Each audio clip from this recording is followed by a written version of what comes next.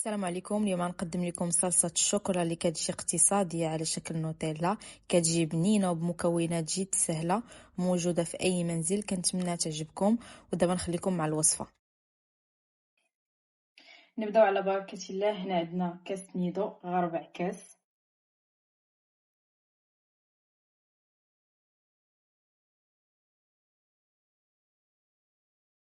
ثاني حاجه السنيده، نص كاس.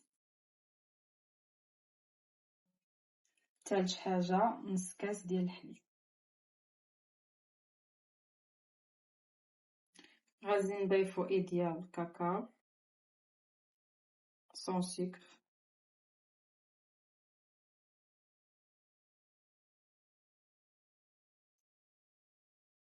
درت جوج.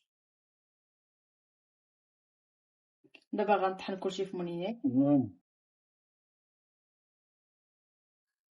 صلصه الشوكولا كتجي على هذا الشكل من بعد ما طربناه في الميكسور ودرناه في الثلاجه شويه تجمع راسها بحال هكا. كتجينا ثقوا بيا، كتجي المذاق ديالها زوين واقتصاديه وكتعطي كميه لا باس بها. تقدروا تعمروا بها لي كريب.